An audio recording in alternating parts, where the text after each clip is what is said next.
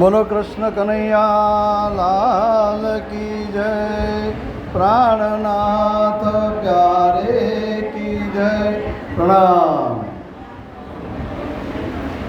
અહીંયા નવતનપુરીથી 4 સુંદર સાથ આવ્યા છે અને અહીંયા જુએ છે, બધું વાતાવરણ જુએ છે, સમાચાર સાંભળે છે કે આ રીતે આપણે હરિદ્વારની અંદર નિષ્કલંક બુદ્ધાવતાર જાહેર થયો છે અને સંપ્રદાયનો વિજય થયો છે. ખૂબ ખુશ થયા. પણ બીજી બાજુ કુરાનને વાંચતા જોયા એટલે એ લોકોને તો નવાઈ લાગી.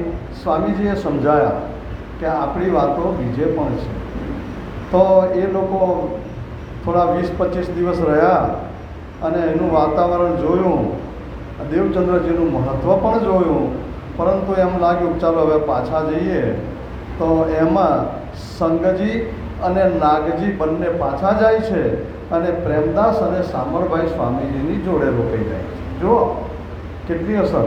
પેલા 2 જણા નવતનપુરી જાય છે અને નવતનપુરીમાં જઈ અને કહે છે કે આપણા ધર્મનો આવો વિજય થયો છે. અને પ્રાણનાથજી આ રીતે નિષ્કલંક બુદ્ધાવતાર જાહેર થયા છે. અને કુરાનમાં અને વિહારીજીને ખોટું લાગ્યું કે મારી આગળ તમે મહારાજના વખાણ કરો છો, કેવી રીતે ચાલે? ખોટું લાગ્યું એટલે ઘર છોડી જતા રહ્યા.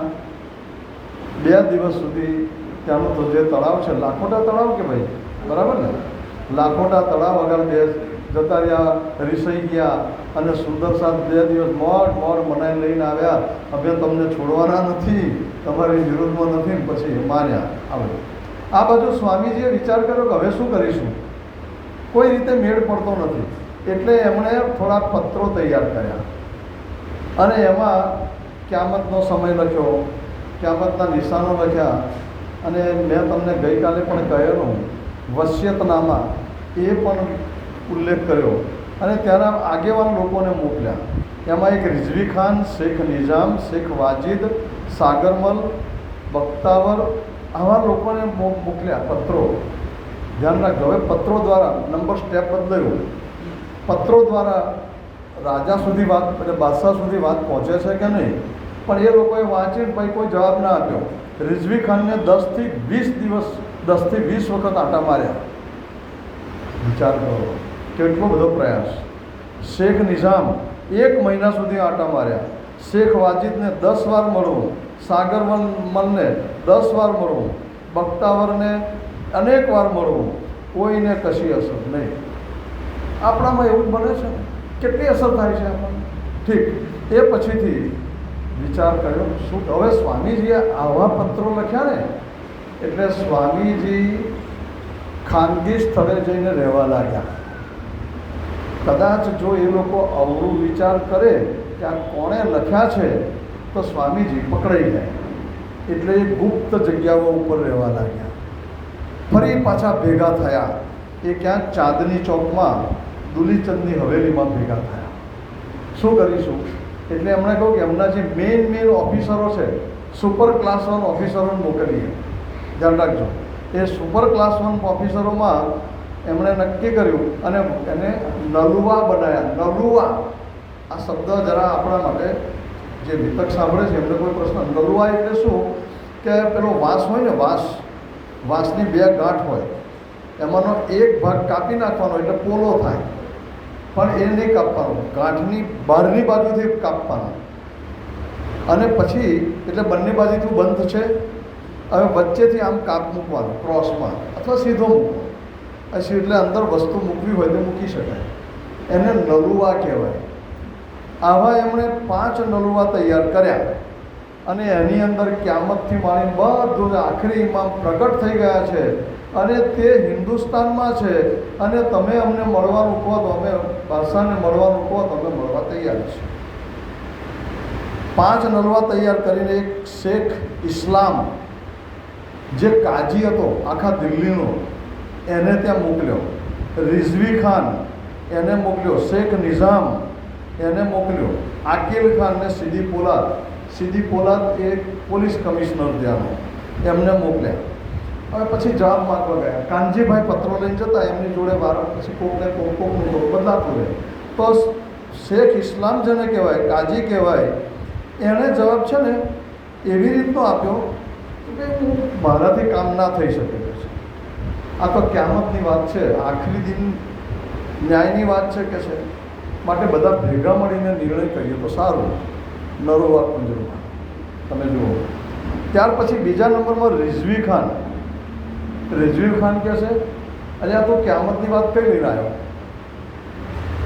જો આપણે આ જ કરીએ છીએ ને, અરે હજુ પરમધામ જવાની વાત છે, અત્યારે પરમધામનું શું કરો મગજમારી કરો છો, નથી કહેતા આપણે? રિઝવી ખાને એ જ જવાબ આપ્યો, હજુ સંસારનું સુખ તો માણ્યું નથી અને તમે ક્યામતની વાત કરો, ભાઈ આપણું કામ નહીં કહે છે. શેખ નિઝામ એણે બહુ સરસ જવાબ આપ્યો કે ભાઈ આ પ્રશ્ન ગહન છે, આમાં ઉતાવળનું કામ છે નહીં. આ તો રાજા સુલતાન જ્યારે નિર્ણય લે અને એની જો ચર્ચા કરીએ, બાકી અમે તો કેવી રીતે જવાબ આપીએ સુલતાન પર છું. ચોથો આકિબ ખાન, અરે આ બધું મારે કામ નથી, ઉપર પત્ર લખ્યો છે, મારું નામ નથી લખ્યું, જાઓ જતા રહો અહીંથી. જો કેવા માણસો હોય છે. અને સીધી પોલાદ એમ કહે છે કે એ પોલીસ કમિશનર હતો, ભાઈ આ તો ધર્મના જાણકાર મુલ્લાઓનું કાજીઓનું કામ છે, મારું કામ નથી, આપણું કામ નહીં, એ નહીં થાય.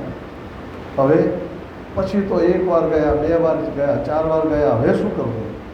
થાક્યા. એકે પત્ર લીધો નહીં, પહેલાં કહ્યું એમ, કોઈ જવાબ આપવા તૈયાર નહીં. જવાબ આપ્યા તો કેવા આપ્યા? છેવટે બધા ભેગા થયા. સ્વામીજી ગુપ્ત સ્થળે છે, ભેગા થાય. શું કરીશું? કારણ કે એક કામ કરીએ. જો હવે પગથિયું આગળ વધે છે કે બાદશાહ જ્યાંથી આવે છે અને બાદશાહના માણસો અથવા તો રાજ દરબારીઓ જ્યાંથી આવે છે ત્યાં આગળ એક આવેદનપત્ર લગાવી દઈએ તો કેવું? રૂપકો એટલે નાનકડી ચિઠ્ઠી જેવો એક કાગળિયું લખીએ, ચોંટાડી દઈએ. તો તે વખત આજના જેવા કાગળ ના મળે કે લખીને પછી આમ કાગળિયું ઉખાડ્યું નથી, ચોંટાડ્યું નથી. એ તો ગુંદર જ લગાવવો પડે, યાદ રાખજો. હવે આ કોણ જાય છે રાજ દરબાર સુધી? અને જાય તો દશા શું થાય? ખુલ્લી તલવારોથી પહેરા ભરાતા હોય. ધ્યાન, બહુ જ અઘરી વાત છે આ. ત્યારે દયારામભાઈ કહે છે એ કામ હું કરીશ. જો માથા વગરના માણસ, કેટલું ડેરિંગવાળું. એ તો તમને જરા થોડોક સ્ટડી હોય રાજ દરબારોનો, અને કોઈ મહેલમાં ગયા હોય ને ત્યારે ખબર પડે, જોવા માટે ગયા હોય આજે તો પણ ખબર પડે કે છે કંઈ દરબાર સુધી પહોંચવું કેટલું અઘરું છે. જયપુરનો રાજમહેલ જોવા ગયા છો કદાચ, તો ત્યાં પણ આવું જ છે. અંદર જવું એટલે લોડાના ચણા ચાલવાના. પણ એક હાથમાં ગુંદર લગાવ્યો, ધ્યાન રાખજો. અને બીજા હાથમાં કાગળિયું. અને જે રાજ દરબારનું ગુસલખાનું એટલે આજનું બાથરૂમ કહેવાય. એટલે રાજ દરબારમાં જેને જવું હોય એને પગ ધોઈને જવાનું. એટલે ફરજિયાત થઈ ગયું બધા જવાનું. એટલે શું કર્યું એમણે? આમ કરીને ગુંદર ચોકી કાગળી ચોટાડીને જતા રહ્યા. બીજે દિવસ સવારમાં બધા ભેગા થયા અને જોયું, અરે આ શું કહે છે? બધા વાંચે ક્યામત આવી ગયો છે, આખરી ઇમામ આવી ગયા છે, અને ગણ થયા કરે. ઔરંગઝેબ કે છે શું બધું પેલા શું કરો છો કે છે? પછી છેવટે પછી કહેવું પડ્યું કે ભાઈ આવું છે. એ કાગળ પછી કહ્યું ભાઈ જરા વાંચીને મને કહો. વાંચીને કહ્યું. એટલે ઔરંગઝેબ જે છે એ આ તો આખા હિન્દુસ્તાનમાં બાદશાહ હતો, ભાઈ સુલતાન હતો. એને કહ્યું કે આ લોકોએ આ જે ફરિયાદ કરી છે, ફરિયાદ ગણી એને, આ ફરિયાદ એણે કરી છે, ગણી છે, તો કોણે કરી કે છે? ફરિયાદ લેવાનું કામ કોણ કરે છે? એને પકડ્યો. જુઓ, શેખ સલેમાન કરે છે કે છે, બોલાવો કે ભાઈ આવી કોઈ ફરિયાદ નથી આવી, આવું નોકરી ડિસમિસ. તમે જો કરી મૂક્યો ને, એની જગ્યાએ શેખ અબ્દુલ્લાને મૂક્યો, શેખ નિઝામના પુત્રને, કે હવે પત્રો લઈને ફરિયાદ દેવાનું કામ તારું. લોકો નમાઝ પડવા જ્યારે આવે ત્યારે એ લોકો ઊભા રહે અને જેને પણ ફરિયાદ હોય એ એને આપી દે, અને પેલો ફરિયાદો ભેગી કરે અને પછી સ્કૂટીનાઇઝ કરે જે કરે. બન્યું કેવું કે આ 2 જણા પહોંચ્યા, લાલદાસજી મહારાજ અને પેલા આપણા ગોવર્ધનભાઈ પહોંચ્યા. લો ભાઈ ફરિયાદ છે અમારી, આવેદનપત્ર છે. શું છે? કારણ કે છે કે આખરી ઇમામ આવી ગયા છે અને પહેલાંની છટકી કોની? અબ્દુલ્લાની. અરે કંઈ ભાન છે? આખરી ઇમામ આવ્યા હોય તો અરજી આપતા હશે કે છે? ફાડીને ફેંકી દીધી. પતી ગયું, ફેર ટોટલી કાર્યક્રમ ગયો. અલા ભાઈ અમે સાંભળો તો ખરા, પેલો ઘોડો દોડાઈને 2 તીરવાસ સુધી પહોંચી ગયો, દોડ કર્યા, હાથમાં આવ્યો નહીં. હવે શું કરીશું કે છે. સુંદર સાથ ભેગા થયા, સ્વામીજી તો છે નહીં, અને બધા અકળાયેલા. 1.5-2 વર્ષ થઈ ગયા કરવામાં, અને એકની પાછળ પડેલા, બીજું કામ થાય નહીં. એક કામ કરો કે હવે છેલ્લે પાટલે બેસી જાઓ. હવે આંદોલનનો છેલ્લો તબક્કો શરૂ કરવો છે. આપણે ત્યાં આંદોલન થાય છે ને, જે એ પણ સ્ટેપ બાય સ્ટેપ થાય. પહેલાં આવેદનપત્ર આપો, મુદત આપો, પછી થોડો ટાઈમ પસાર કરો, પછી એના ઉપરી અધિકારીને આપો, પછી પાછા સરઘસ કાઢો, દેખાવો કરો, પછી હડતાલ પર ઉતરો, ના માને તો પછી છેલ્લા હથિયારો. આ રીતે આંદોલનો થાય છે. અહીંયા ત્રાસી શું કરી શકે છે, ભેગા થયા, ચાલો કે હવે ત્યાં જઈને મસ્જિદ ઉપર બાદશાહ જ્યારે આવે ત્યાં જઈને પછી ત્યાં આગળ આપણે આ સનદ ગાવાનું ચાલુ કરો. કોણ તૈયાર છે કે છે? કારણ કે બધા થોડા તૈયાર થાય, બધાની માનસિકતા સરખી ના હોય, અને એના પરિણામે અહીંયા તૈયાર થયા 12 જણ તૈયાર થયા. 12 જણમાં નામ બોલું છું. કેમ 12 જણામાં કેમ તૈયાર થયા? કારણ કે આવું કરીશું જો ઔરંગઝેબ ગુસ્સે ભરાયો તો માથું કપાયા સિવાય બીજી કોઈ સજા નથી. તો મરવા માટે પણ 12 જણ તૈયાર થયા. આત્મ બલિદાન, સુસાઇડ સ્ક્વોડ, મરી જવાની તૈયારી સાથે 12 જણા તૈયાર થયા. એમાં નામ છે લાલદાસજી મહારાજનું પહેલું. આપણે લાલદાસજી પોતે પોતાનું નામ નથી લખ્યું, લાલદાસ લક્ષ્મણ લખ્યું છે. કે લક્ષ્મણ પહેલો, પછી ભીમભટ્ટ સુરતવાળા, સોમજીભાઈ ખંભાતવાળા, નાગજીભાઈ સુરતવાળા, ખીમાઈભાઈ બુંદેલખંડવાળા, દયારામભાઈ દિલ્હીવાળા. આ બુંદેલખંડવાળા કઈથી આવ્યા? હજુ તો સ્વામીજી ગયા નથી, પણ કુંભના મેળામાં સ્વામીજી જ્યારે ગયા ત્યારે અસંખ્ય સુંદર સાથ બનેલા, નેપાળના બનેલા, આસામના પણ બનેલા, સિક્કિમના પણ બનેલા. એટલે ત્યાંનો પ્રચાર પ્રસાર કુંભના પવિત્ર મેળામાંથી થયો. આ વિષય બન્યો. એટલે આ બુંદેલખંડવાળા હતા એ સ્વામીજીની ખીમાઈભાઈ જોડાઈ ગયેલા, અને એ પણ અહીંયા 12માં જોડાયા. દયારામભાઈ દિલ્હીના, મોટી નોટ, એ તો જોડાયો જ. ત્યાર પછી ચિંતામણી ક્યાંના બોલો, ઠઠ્ઠાના. આ જોઈ શંકા રાખો છો, યાદ રાખવી પડે કથા. આપણે પછી કે દર વર્ષે શું સાંભળવાનું? દર વર્ષે આટલા માટે સાંભળવાનું. ચિંતામણી પેલા કબીર પંથવાળા, 430 શિષ્યોવાળા, એ ચિંતામણી જે અહીંયા આગળ 12માં મરી જવા માટે તૈયાર થયા છે. ચંચળદાસ, ગંગારામ દિલ્હીના, ચંચળદાસ દિલ્હીના, બનારસીભાઈ ખબર નથી, લખ્યું નથી, શેખ બદલભાઈ, કાયમ મુલ્લા, આ 2 મુસલમાનો તૈયાર. એટલે મુસલમાનો પણ ઘણાની બધા 12 જણા તૈયાર થયા. પણ કે સ્વામીજીને પૂછવું પડે. સ્વામીજીને કહું કે ભાઈ અમે હવે આવું કરવા માગીએ છીએ, તમે અમને ના કહેશો નહીં, કહેશો અમે થાકી ગયા. સ્વામીજી કે ઉતાવળા ના હતા, હું આવું છું. તો બોલો, સ્વામીજી જે નહોતું કરવાનું દિલ્હીમાં આવ્યા અને બધાની જોડે ચર્ચા કરી, તમે રજા આપો તો કરીશું. જો નિર્ણય તો કર્યો છે, પણ છેવટે સિક્કો કોનો મારવાનો? સ્વામીજીનો સિક્કો. સ્વામીજી કે ચાલો ઓલ રાઈટ, કંઈ વાંધો નથી. અને તે દિવસે બધાએ જોશપૂર્વક રજૂઆત કરી. લાલભાઈએ રસોઈ બનાવી, અને મને નવાઈ લાગે છે, મીઠાઈ બનાવી. આ કેટલો અઘરો પ્રસંગ હશે, કલ્પના કરો. મીઠાઈ શબ્દ બોલી જવાથી આગળ નથી જવાતું. નક્કી કર્યું છે કે હવે પાછા મળીએ કે ના મળીએ, છેલ્લા પ્રણામ. અને તે આનંદથી ખાધી મીઠાઈ, અને તે વખતે અંદરથી કેટલા રડતા હશે કે અમારે આ 12 જણને ગુમાવવાના. કેટલાક પ્રસંગો એવા છે કે જે અત્યંત સંવેદનશીલ છે અને એ રીતે અહીંયા શ્રીજીએ રજા આપી અને સુંદર સાથે તે વખતે જે કહેલું એની ચોપાઈ લાલદાસજીની મેં નોંધી છે અહીંયા.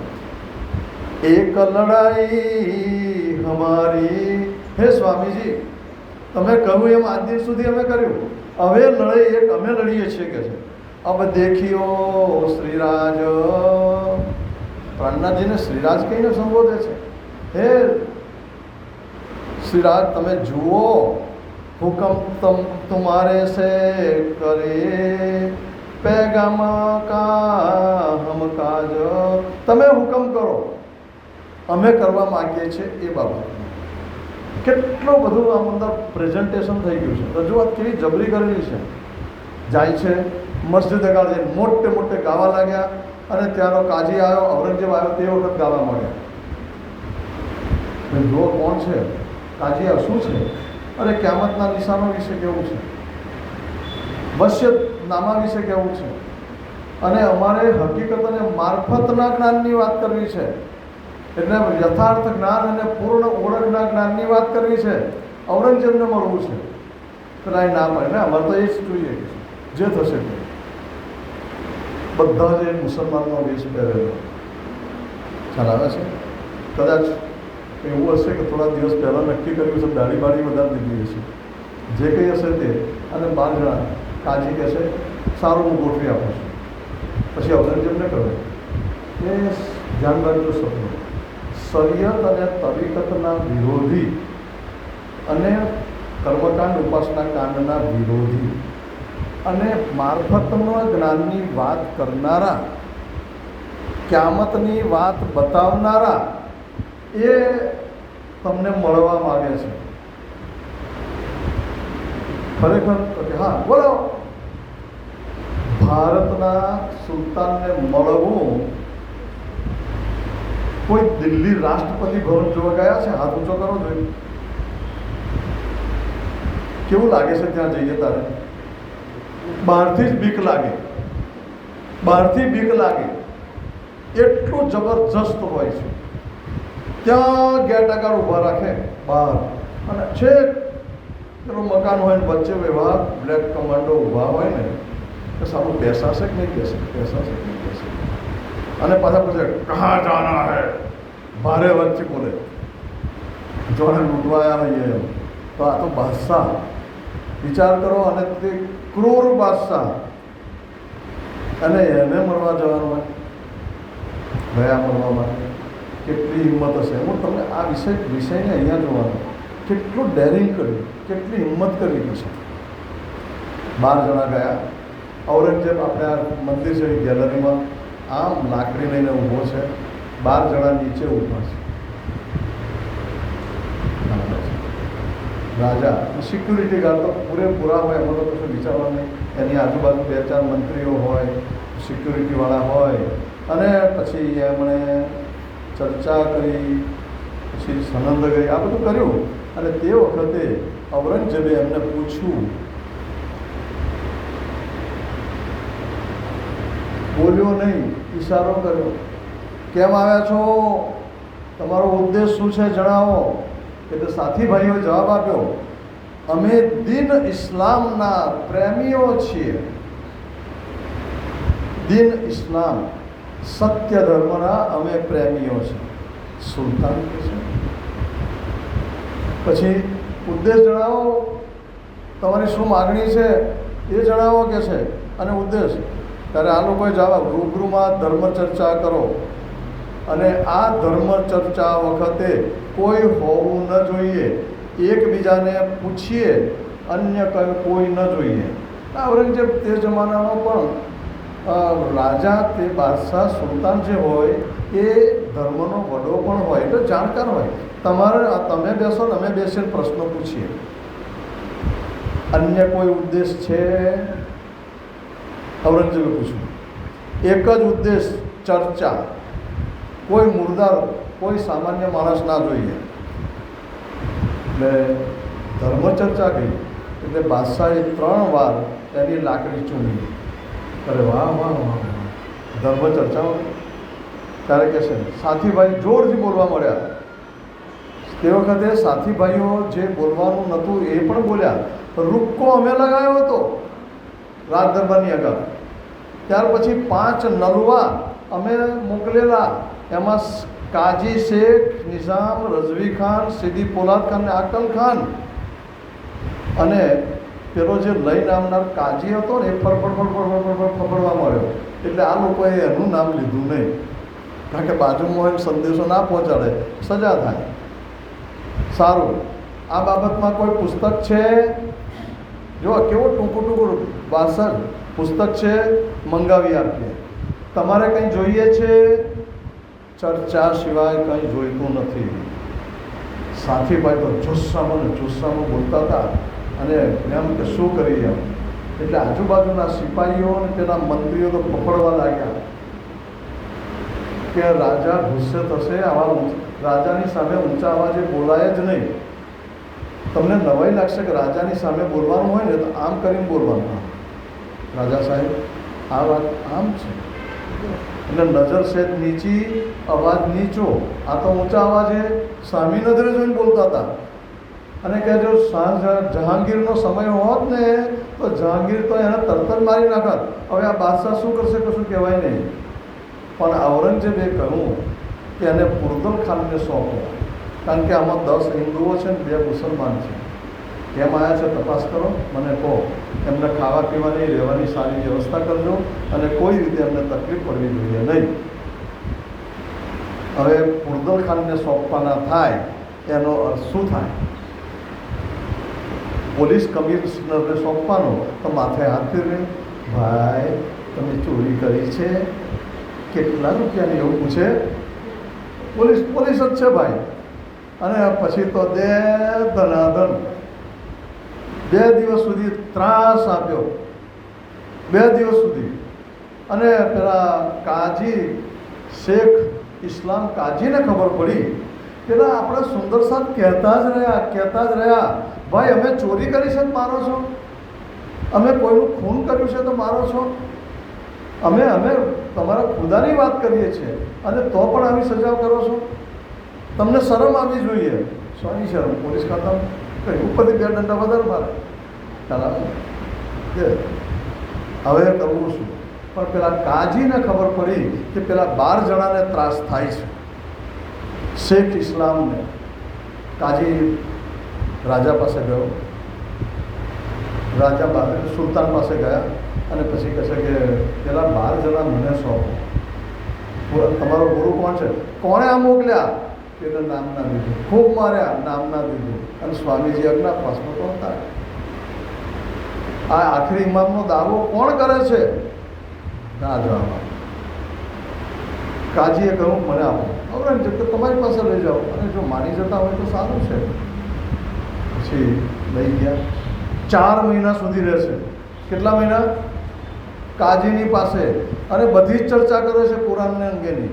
કાજી માની ગયો, પણ શરૂઆતના દિવસમાં પહેલા દિવસ ગયા કે ભાઈ તમે બધા જો એક જ સંપ્રદાયને માનતા હોય, એક વિચારધારાને માનતા હો, તો આ 2 મુસલમાન છે ને તમે 10 હિન્દુ છો, પણ ભેગા બેસીને કેમ નહીં જમતા કે છે? બોલો. બાહ્યાચાર જોઈએ. પેલા કે અમે હાથ સાથે જમીશું, આયા છે તો જેમ કહેશો એમ બાજા વગાડીશું. ઓકે ચાલો જમવા બેઠા. એમાં એક ત્યાંનો ચોકીદાર હતો, એ નાગર હતો, બ્રાહ્મણ હતો.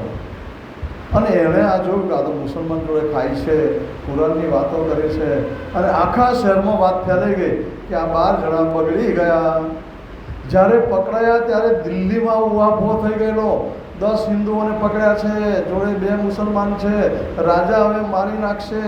અને દયારામભાઈ જે હતા ને એમના સગાઓએ તો એવો પ્રયાસ કર્યો, મેં કહ્યું મોટી ટોપી, કે દયારામભાઈની જગ્યાએ બીજા કોઈને મૂકી દીધી. અત્યારે આવું ચાલે છે કે નહીં ખબર નથી, કહેવાય તો નહીં આપણાથી, પણ જેલમાં એક માણસ જોઈએ. અને પણ દયારામભાઈ માન્યા નહીં. 4 મહિના સુધી ચર્ચા કરી, કોઈ રીતે નિકાલ ન આવ્યો. પછી સ્વામીજીને પત્ર લખ્યો, પત્ર વ્યવહાર ચાલુ હતો. સ્વામીજી આ કોઈ રીતે માનતું નથી, કોઈ નથી માનવા તૈયાર. શું કરીએ? તમે કહો, અમે તો હાર્યા, સફળ નથી થયા.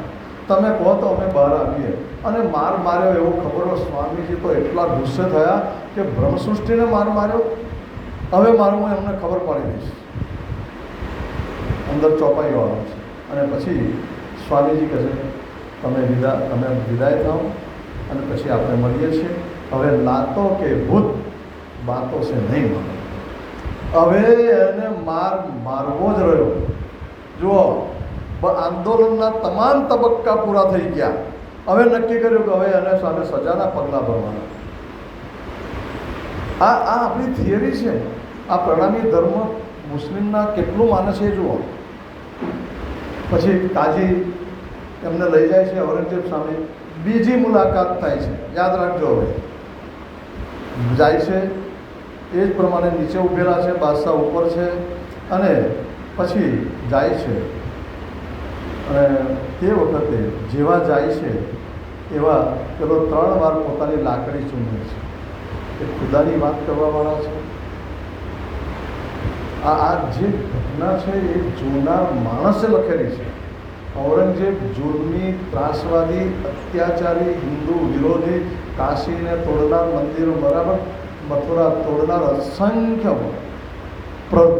પ્રભુ પ્રતિમા ગજપામ બાધકે ઘસી ટકે ખંડિત કરાય. પ્રભુ પ્રતિમાઓ એને તોડવાની, ખંડિત કરવાની, હાથીના પગે બાંધવાની, ઢસડવાની, અને તાકી ફરસબંધી કર કે તા પર ખલક ચલાય. એને પાછા ફ્લોરિંગમાં ચણી લેવાની, પગથિયામાં, અને એની ઉપર આખા લોકો બધા જાય એવું કરવાનું. આ ઔરંગઝેબ ખુદાની વાત કરી. 3 વાર લાકડી ચૂમી. અને પછી કહે છે શું છે? ત્યારે કહે છે અમારે હવે રજા લેવી છે. એટલે ઔરંગઝેબે માથું નમાવ્યું. ખુદા એમની પર કૃપા કર. ખુદાને પ્રાર્થના, હે ખુદા આમની ઉપર તું રહેમ કર, મહેર કર. પોતે બાજુમાં ખજાનચીને કહ્યું કે આ લોકોને રસ્તાના 100 રૂપિયા ખર્ચ પેટે આપો. 100 રૂપિયા આપ્યા. અને સાથી ભાઈઓ બહાર નીકળ્યા. અને જે કંઈ મિયાભાઈનું પહેરેલું હતું દાઢી બાળી કઢાઈ અને ચોખ્ખા થઈને ઉદયપુર જવા માટે નીકળી ગયા. હવે આ સુંદર સાથ 12 જણા દિલ્હીના દરબારમાં હતા ત્યારે ધ્યાન રાખજો, સ્વામીજીએ પત્ર લખેલા. અને એમાં એક બડી પત્રી અને એક છોટી પત્રી. હવે આ પણ ચર્ચા કરવા જેવો વિષય છે, મજાનો છે. બહુ ટૂંકમાં કરીશું. આ બધાની થઈને 300 ચોપાઈ છે, કદાચ 200-300 તો હશે જ. 52 ચોપાઈ તો છોટી પત્રીની છે, અને બડી પત્રીની ચોપાઈ જેના 88 ચોપાઈ છોટી પત્રીની છે, અને બડી પત્રીની ચોપાઈ 151 છે. લાલદાસજી મહારાજ લખે છે કે જ્યારે અમે જેલમાં હતા, કે નજર કેદમાં હતા, ત્યારે અમે નિષ્ફળ ગયા. અને તે વખતે સ્વામીજીએ પત્ર લખ્યો, લડાઈ કે બખત મેં ઉલટી ભઈ ફતેહ, તબ દિલાસા સૈયન કો પાતી લીખી. પોતાની જાતે દસ્તખત કરી, જાતે ચિઠ્ઠી લખી. મહત્વ છે. ચિઠ્ઠી બીજા બોલે, લખે બીજા. પણ અહીંયા તો 12 જણાએ જે રીતે જોખમ ઉઠાવેલું, પોતાના હસ્તાક્ષરથી ચિઠ્ઠી લખી.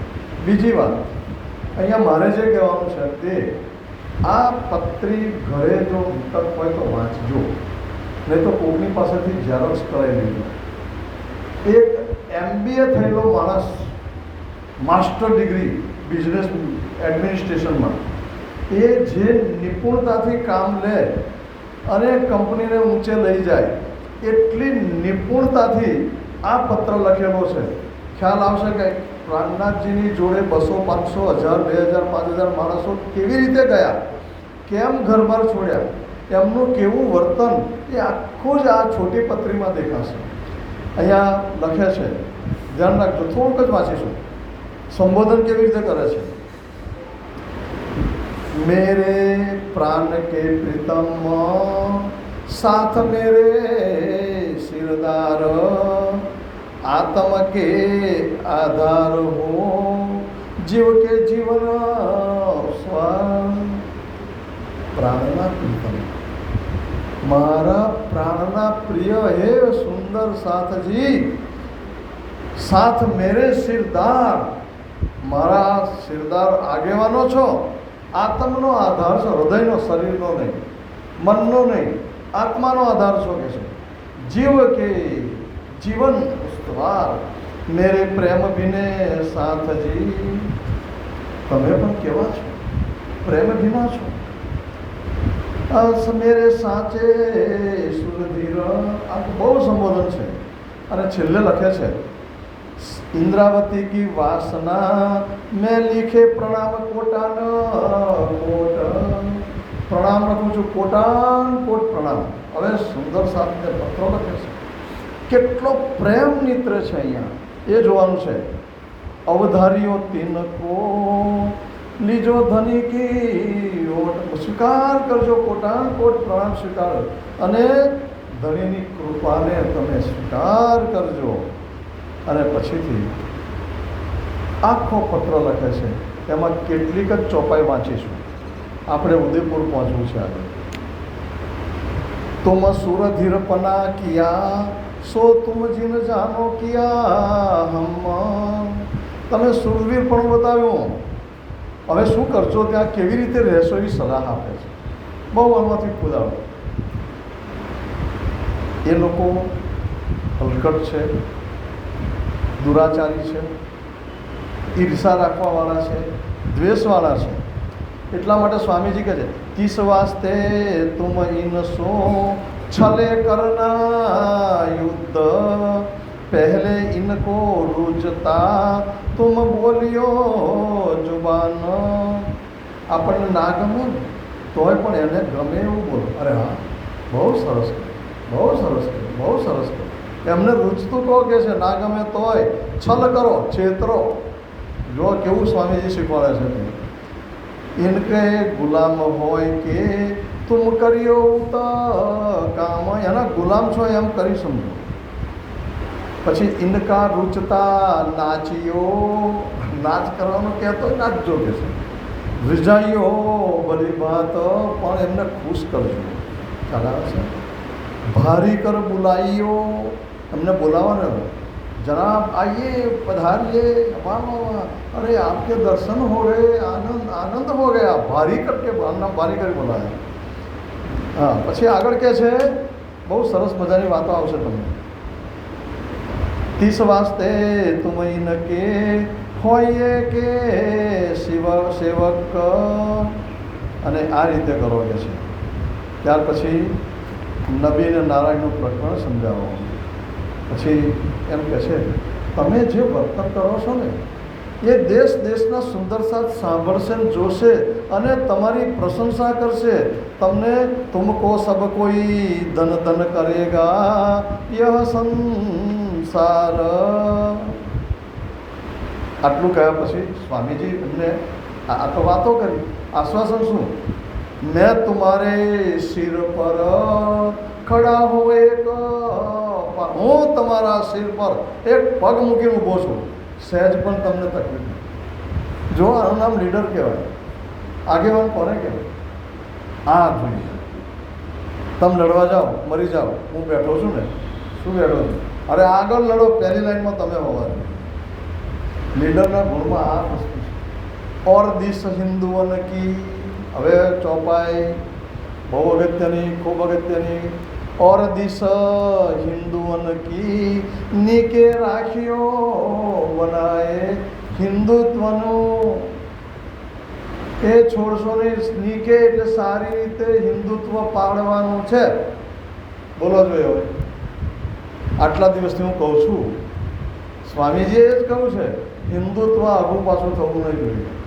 સ્વામીજીએ સુંદર સાથને કયા કયા હિન્દુ ગયા અને હિન્દુત્વ જાળવવાનું કહ્યું. પ્રણામી સુંદર સાથ શુદ્ધ હિન્દુ છે, શુદ્ધ સનાતની છે, અને એ નીકે સારી રીતે બનાવી રાખવાનું કહ્યું છે.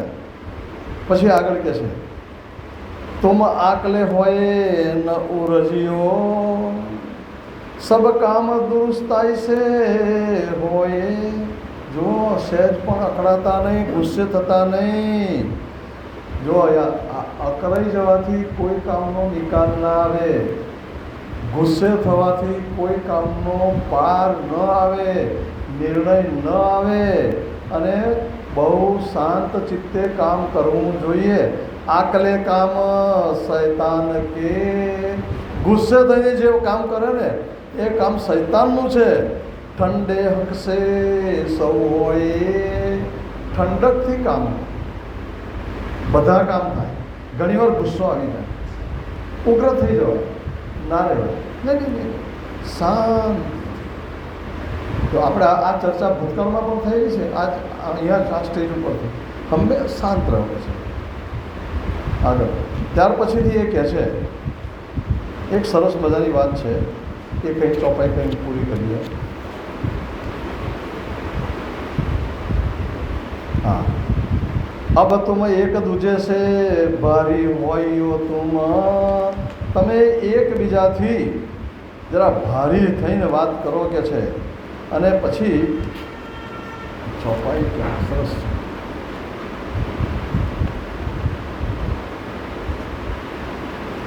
બહુ શીખવા જેવી ચોપાઈ છે.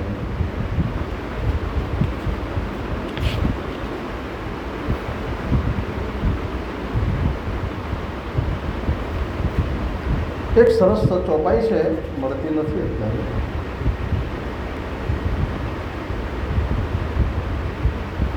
એમાં એવું કહે છે કે તમે કોઈ પણ પ્રકારનો નિર્ણય લો, તમે એકલા નિર્ણય વ્યક્તિગત 12 જણા ના લેતા. એટલે દાખલા લાલદાસજી મહારાજ, ચાલો આમ કરવાનું છે, કરીએ નહીં, ચર્ચા કરો અંદર. જો હવે કેવી વાત છે, બહુ સરસ ચોપાઈ છે, અને એ ચોપાઈ મળતી નથી. એટલે તમે સાથે ચર્ચા કરો, અને ચર્ચા કરી અને પછી નિર્ણય લો એ પ્રમાણે. અને જો તમને એવું લાગતું હોય તો તમે મને જણાવો. હા, તમે મને જણાવો તો હું મેદાનમાં બહાર પડું પછી. જો કેવી વાત કરે છે, સરસ મજાની. હા, બિના કિએ મસલહત જીન કરો કોઈ કામ. આ આપણા માટે પણ સારું છે કે કેવી વાતો કરે છે. જ્યારે કોઈ પણ કામ કરતા હોઈએ, કોઈ પણ નિર્ણય કરતા હોઈએ, ત્યારે બિનાકીય મસલહત, એકબીજાની જોડે ચર્ચા કર્યા વગર કે છે જીન કરો, કોઈ કામ ના કરો કે છે. ઘરના સભ્યો જોડે વાત કરો. છોકરું હોય થોડો સમજદાર, મોટો 20-22નું થઈ ગયું હોય, એની જોડે ચર્ચા કરો. આવું કરીશું, ભલે ના કે કહી શકે નહીં, સાચું કે ખોટું કે, પણ ક્યારેક કોઈ ક્લ્યુ મળી જાય નાનકડો. સબ પરિયાને કીજ્યો દેખો અપના ધામ. આ રીતે પ્રયાણ કરજો. અને તમે હવે જો બની શકે એમ લાગતું હોય કે નથી થાય એવું, તો તમે ત્યાંથી રજા લઈ લેજો. સુંદર સાથે ત્યાંથી રજા લીધી અને પછી નીકળ્યા.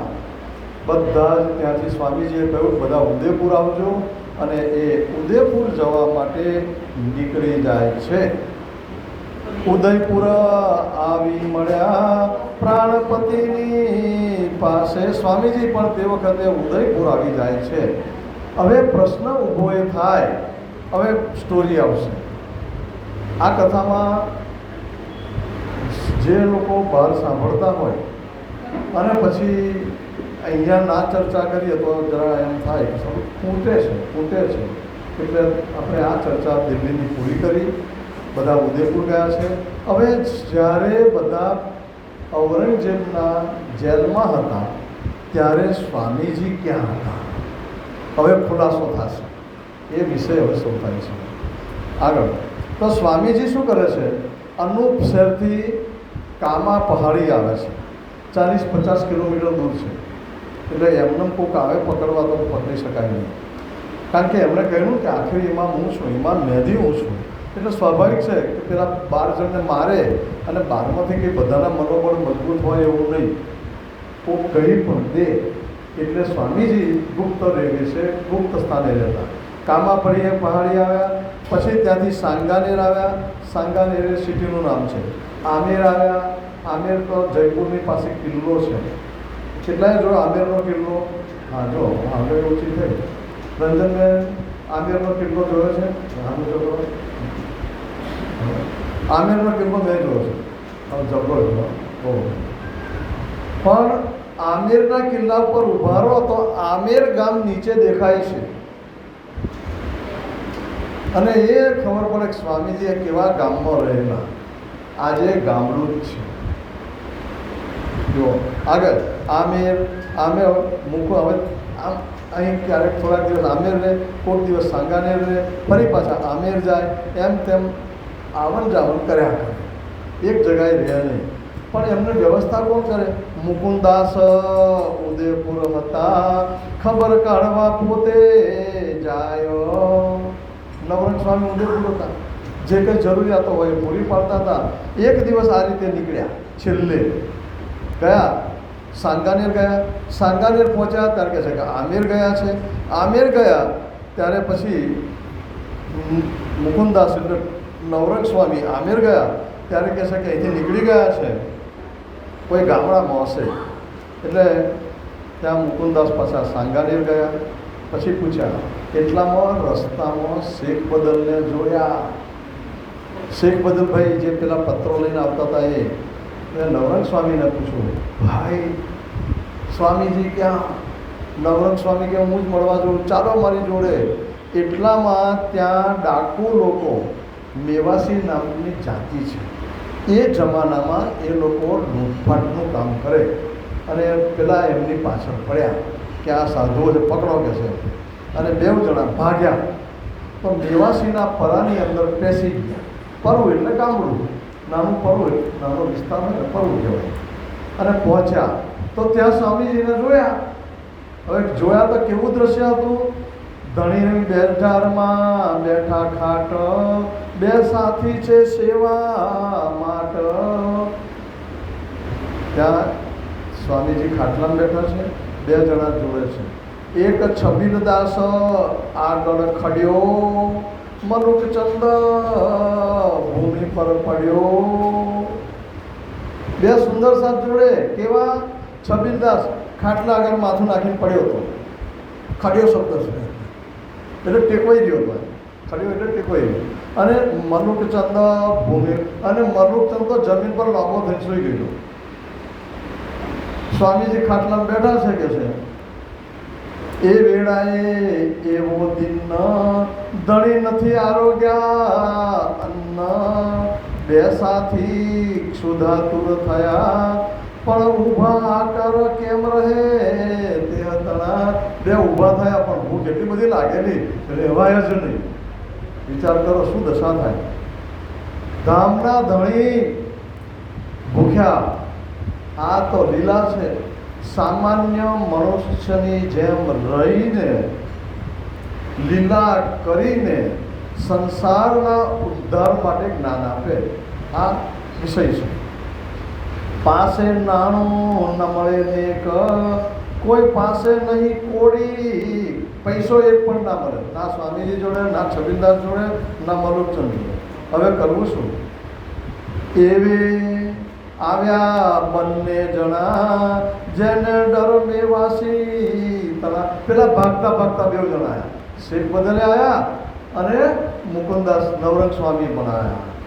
અને બજારમાં જાતા દીઠા નાથ, કર્યા પ્રણામ બેઉ જોડી હાથ. પ્રણામ કર્યા. જોયું તો બે જણા ભૂખ્યા છે. નવરંગ સ્વામી બોલ્યા, લો મારી પાસે છે 400. બોલો એ કેવું છે? 400 રૂપિયા મારી પાસે. શેખ બદલ કહે છે મારી પાસે 300 છે. ઢગલો ઢગલો કહેવાય એ જમાનાની અંદર. અને પછી જોવાનું આ રીતે ત્યાં આગળ રહે છે. અને ત્યાં વળી પાછા એક સરસ મજાના જરગાપંથીઓ રહેતા. એ પ્રેમ લક્ષણા ભક્તિની નજીકના માણસો હતા. સ્વામીજીને એમ થતું અહીંયા પ્રચાર કરીએ. તો ત્યાં પ્રચાર કરે છે. ત્યાં આવ્યા વનમાળી ભાઈ, ખબર ખંભાતીને સર્વે કહી. વનમાળીદાસ ખંભાતથી આવ્યા. જો હવે ક્યાંથી ક્યાં સુધી કરતા હશે, કેવી રીતે ભટકતા હશે. આ ભટકતા શબ્દ વાપરવો. સ્વામીજી ત્યાં શોધી કાઢે. ખબર તો મળ્યા હશે સ્વામીજી આટલામાં ફરે છે અને શોધી કાઢે. આ વનમાળીદાસ ભાઈએ એ રાજજી મહારાજ માટે, શ્યામાજી અને પ્રાગનાથજી માટે સિંહાસન બનાવેલું સૌથી પહેલું. અંદર કિંમત લખેલી છે અષ્ટપ્રહરની સેવામાં. આજે પણ એ સિંહાસન મ્યુઝિયમમાં મૂકેલું છે. જાઓ જોઈ આવજો. આપણા ખંભાતના આ છે, જોયું છે ને? કેટલાય જોયું છે? વાહ, બહુ જ. તો ફરી રિપીટ કરીએ. હવે આગળ પછી ત્યાં આગળ 4 મહિના રહ્યા. તે પછી એમણે હુકમ પછી ખબર પડી એમને કે સુંદર સાહેબ બધા ઉદયપુર આવ્યા છે એટલે બોલાવ્યા છે. આગ્રા ત્યારે સોરી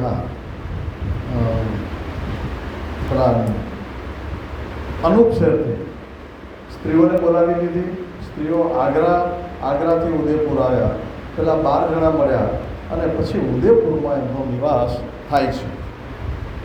આ કથામાં અહીંયા ઇસ્લામ પક્ષને પૂરેપૂરો લઈ લીધો છે.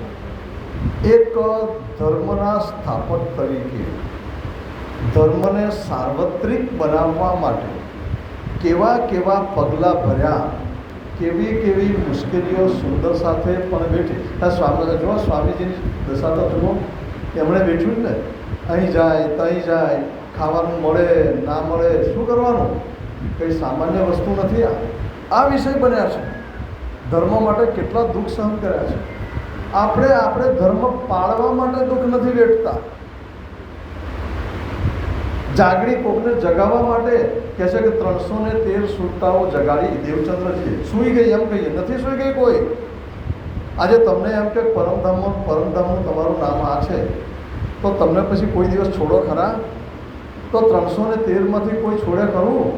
હા, એટલું ખરું કે જાગણી કરવા નીકળ્યા નહીં, પણ ઘણાય નીકળ્યા છે. જયરામભાઈ કંસારા નીકળ્યા કે નહીં? અરે એમની વિતક છે, બહુ સરસ વિતક છે, ફાઇન વિતક. એમને માત્ર દેવચંદ્રજીની વિતક લખી છે, પણ બ્રજ અને રાસની લીલા પણ લખી છે. અમારા વડવા માવજીભાઈ છેક પન્ના પહોંચેલા. એટલે કહેવાનો મુદ્દો શું છે કે આવા તો ઘણા હશે. લાલદાસજી મહારાજને જેટલું યાદ હોય, પણ કોઈ ઊંઘ્યા છે એવું નહીં કહેવાનું. બધા જ સૌનું પોતાના કામમાં લાગેલા. ઠીક, અહીંયા ઉદયપુર પહોંચ્યા. ઉદયપુર શહેર બહુ સુંદર. હવે વિષય બદલાયો, હવે ભારો છો. ઉદયપુર ખૂબ સુંદર, ચારે બાજુ પહાડ છે, ચારે બાજુ સુંદરતા છે, મોટું સરોવર છે, પિછોલા સરોવર આજે પણ છે. ઉદયપુર જે ગયા હોય, હું નથી ગયો. સુંદર શહેર ચારે બાજુ. રાણા પ્રતાપના એમના વંશજોએ વસાવેલું છે. ઉદયસિંહના નામે વસ્યું છે. એમાં સ્વામીજી જાય છે ત્યારે ભીમસિંહ રાણા રહે છે. નવરંગ સ્વામીએ ત્યાં પ્રેમી દ્વારો નામનું મંદિર સ્થાપના કરી. પ્રેમી દ્વારો પ્રેમી દ્વારો એ ત્યાં ઉદયપુરમાં બહુ મોટી જગા હતી. કદાચ મેં કહેલું છે કે ઘણું મોટું મંદિર હતું. આજે પણ તેની દશા એક સાંકડી ગલીમાં છે. જે લોકો ગયા છે શોધી કાઢીને એ લોકો સાંકડી ગલીમાં જે વસ્તુ આપણે ભુજમાં બની છે એ વસ્તુ અહીંયા બની. ભુજનું મંદિર એ નામ. ઠીક, તો ત્યાં ગયા. ત્યાં સત્સંગ ચાલ્યો. રાજા સુધી વાત પહોંચી. એક બહુ મોટા વિદ્વાન આવે છે અને એ તમારે હિન્દુઓની વાત કરે, મુસલમાનોની વાત કરે. રાજા કહે છે ભાઈ તપાસ તો કરો, કારણ કે કંઈ બહુ ચમત્કારી લાગે છે ને કંઈક જાદુ મંતર કરે છે ને એમાં જે જાય એના થઈ જાય છે. સ્વામીજીની વાત જ એવી, વ્યવહાર જ એવો, પછી થાય કે ના થાય? વ્યવહાર જ એવો. એટલે રાજાએ બ્રાહ્મણને, એટલે પુરોહિતને મોકલ્યા, બ્રાહ્મણો વિદ્વાનો મોકલ્યા. એને જોયું. એને છે તે ત્યાં સ્વામીજીને પ્રશ્નો આપ્યા, 35 પ્રશ્નો આપ્યા. સ્વામીજીએ જવાબ આપ્યા અને સ્વામીજીએ 55 પ્રશ્નો આપ્યા. હવે ખૂબ કરીએ છીએ 55 પ્રશ્નો. 40 ભાગવતના અને 15 વેદાંતના 15 પ્રશ્નો આપ્યા. એટલે જોયું કે આ તો સારું 50 વર્ષે નિકાલ થાય એવું નથી. એટલે રાજાએ પૂછ્યું કે ભાઈ શું કરી આયા? જવા દો નકામો છે, આ તો પેટ ભરવા માટે નીકળ્યા છે અને પછી અહીંયા કોઈ મતલબ જવાનો નથી, પણ ભૂલકી નાખતા હોય એવું લાગે છે અને મુસલમાન જેવું કંઈક છે કે છે, હવે શું કરવાનું? પછી તો એ દરમિયાનમાં ઔરંગઝેબનો 5 મિનિટ લઈશું કથામાં. ઉદયપુર પર ઉતાવળ ના કરશો, કારણ કે હવે 2-3 દિવસ રહ્યા છે. નહીં તો પાછલી કથામાં પછી બહુ મોટો કાપ આવે. અને ઉદયપુરમાં જેટલી અગત્યની છે એટલી જ વાત કરીશું. ઔરંગઝેબનો સંદેશો આવે કે ભાઈ રાજા ઉઠો, તમે મુસલમાન થાવ, તમારા રાજ કરતાં 5 ગામ બીજા વધારે આપીશ. અને એ સંદેશો લઈને આવનાર એમનો દૂત એ મથુરો કરીને છે. અને એ મથુરાને રાજાએ કહ્યું, તું દૂત થઈને આવ્યો છે, બ્રાહ્મણ છે, એટલે તને જવા દઉં છું, નહીં તો તને જીવતો ના જવા. તું અમને મુસલમાન થવાની વાત કરે છે? તારા રાજાને કહે છે થાય એ કરીને નહીં. સ્વામીજી જેટલો ટાઈમ ઉદયપુરમાં રહ્યા એમાં એક કામ થયું બહુ સરસ. નવરંગ સ્વામી પાસે એમણે પાતાળથી પરમધામનો નકશો બનાવ્યો. સ્વામીજીના માર્ગદર્શન હેઠળ નવરંગ સ્વામીએ બનાવ્યો. 2 નકશા બનાવ્યા એવું મેં વાંચ્યું છે. એમાંનો એક નકશો બરોડામાં હતો એવું મારી જાણમાં આવ્યું હતું અને અમે જઈને એના ફોટા પાડી આવ્યા હતા. પછી એ નકશો જ્યારે મને એમ થયું કે લાવો એની સીડી બનાવીએ, ફરી ગયા ત્યારે એ નકશો મળ્યો નહીં. ખબર નહીં ક્યાં મૂક્યો હશે, ક્યાં હશે. અને બીજો નકશો કોઈ મુંબઈમાં કોઈની પાસે છે એવી અફવા હતી, પણ આવા 2 નકશા બનાવ્યા. આ ઉદયપુરનું કામ. આ બાજુ ઔરંગઝેબનું આક્રમણ થવાનું છે એમ જાણીને રાજાએ સંદેશો કેવડાવ્યો કે ભાઈ પેલા સાધુ સંતો આવ્યા છે, બહુ સંખ્યા છે, એમને કહો કે હમણાં યુદ્ધની સ્થિતિ છે, થોડો ટાઈમ માટે બહાર જતા. સ્વામીજી કહે છે હું રાહ જોઉં છું એની, એને આપવા દો, તમારે કશું નહીં કરવાનું, વગર તલવારે હું એને કશે કરાવી દઈશ. અને જો તમારે લડવું જ હોય તો હું તલવાર આપું, લડો. હવે આવી વાત કોણ માને? છેવટે સ્વામીજીને કહ્યું તમારે જવું પડશે. ત્રીજું કામ ઉદયપુરમાં થયું, બહુ જ અગત્યનું. સ્વામીજીએ જોયું કે સુંદર સાથ જે કોઈ છે, જેટલા છે 200, 500, 1000 જેટલા છે, એમના પોટલા મોટા થતા હતા ધીમે પોટલા. પછી વિચાર કર્યો કે હવે આમનું કંઈક કરવું પડશે કે છે. ધ્યાન રાખજો, આ બધું સાધુ સંતો શોભે નહીં. આમે બિચારા તમે સંસાર છોડીને જઈએ તો આપણે તો આપણી રીતે તો રહેવું પડે ને. આપણને કંઈ બધું બહાર જેવું તો કાઢે નહીં. ચાલ આવે છે તો આપણે કરીએ શું કરશે? એટલે બધાને કહ્યું, બોલાયા, ચાલો આવી જાઓ, તમારી પાસે જેટલો સામાન છે એ ખાલી કરો. લોકોને સમજ તો પડી નહીં સુંદર સાથે, બધો ઢગલો કરી દીધો. પછી દરેક જણને સફેદ વસ્ત્રો 2 જોડ આપ્યા, 2 ધોતી આપી, 2 છે તે ધાબળીઓ આપી, અને દરેકને તુંબડી આપી, અને તિલક કર્યા. અને આ બધું મંત્ર જપવા માટે માળા આપી, અને પનહી એટલે પાવડીઓ આપી, લાકડાની પાવડીઓ આપી.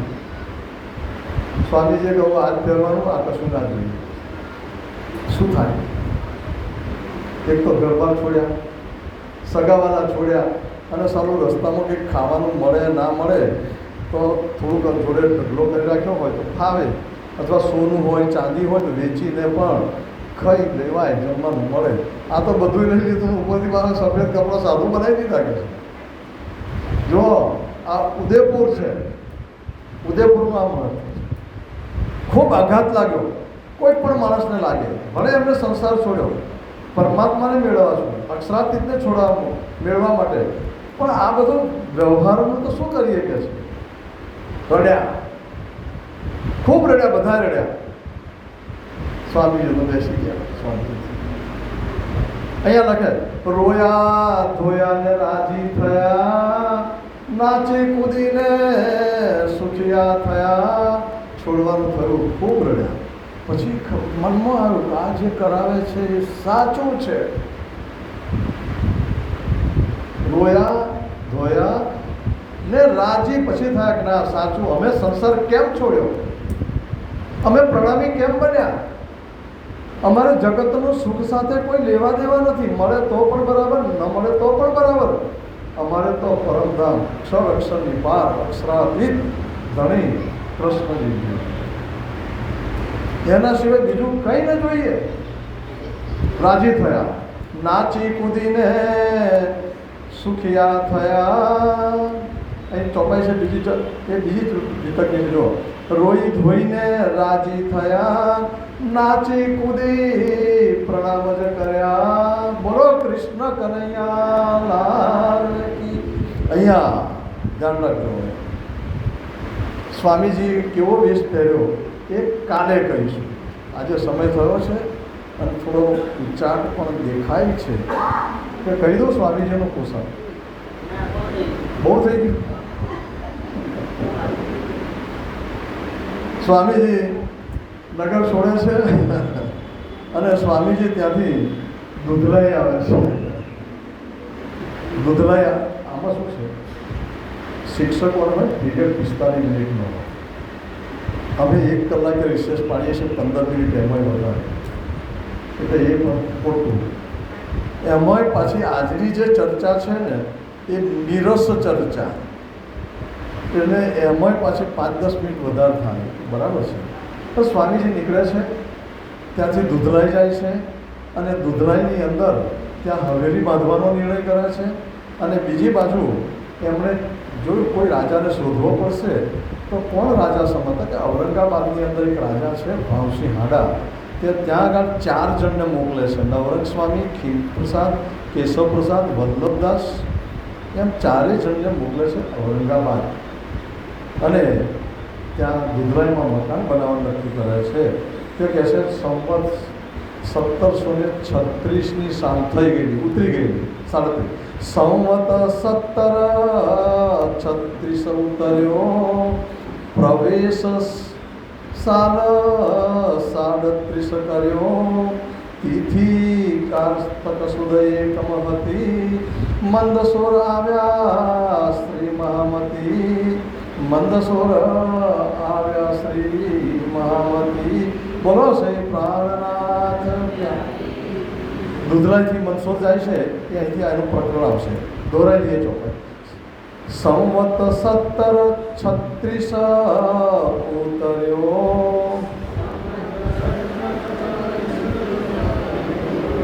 પ્રવેશ સાલ 37 કર્યો.